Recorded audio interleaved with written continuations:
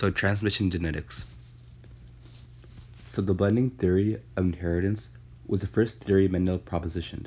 It stated that traits in offspring as a mixture of parental traits. If a black cat and a white cat were to be crossed, it would make gray kittens.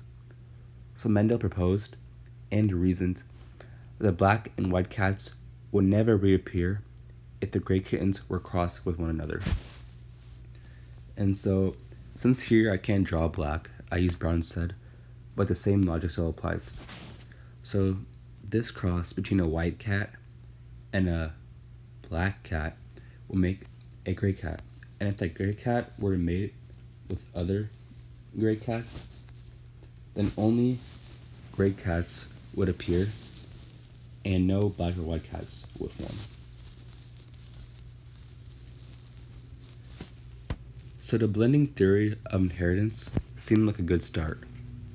But Mendel ended up discrediting his own theory, and he did that by 3 ways.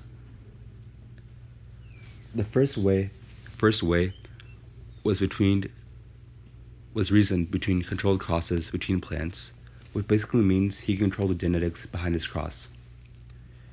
He also used single traits with dichotomous phenotypes, or traits that are easily distinguishable and have no intermediate forms. So here I've drawn a pea that has wrinkled skin and a pea that has smooth skin.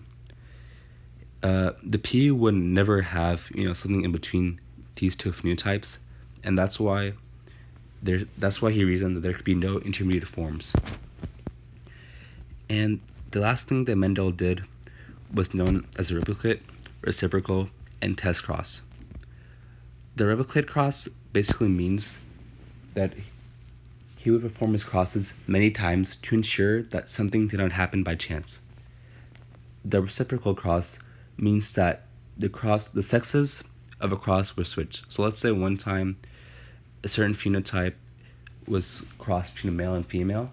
He would then switch the genders and see if the same outcome were to be predicted. But one thing that I emphasize the most that we go over is a test cross. So a test cross is when trying to determine the genotype of something that you don't know. And we can usually illustrate this by using a dash, as seen here. So let's say we crossed a homozygous recessive, let's see that we're doing with peas. So homozygous recessive pea with the pea we don't know the genotype for. And so let's map out the possible outcomes. So if we assume that the dash is a lowercase r, that would mean we would obtain 2 possible outcomes of homozygous recessive peas. And if we were to map the outcomes if the dash were uppercase r, that means all of them would show the dominant trait and all of them would have the same phenotype. And so let's say if we actually performed the cross, we obtained a recessive P that shows the recessive trait. That would mean that the dash is a lowercase r. And similarly, if we were to cross and we would see that all of them had the same phenotype, then we can assume that the dash is an uppercase r, which means that the P with the unknown genotype would be homozygous dominant for that trait. That I briefly want to mention is that a monohybrid self-cross of heterozygous pair produces a phenotypic ratio of 3:1 and a genotypic ratio of 1:2:1. And I got the 1:2:1 ratio. So there's one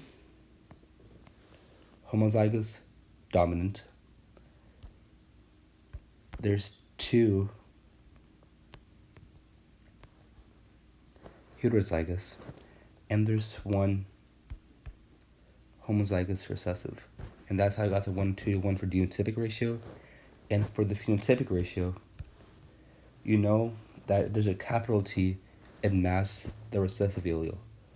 So that means there's 1 2, and 3, meaning that 3 of them would show the dominant phenotype, whereas one of them, with lowercase t's, would show the recessive phenotype.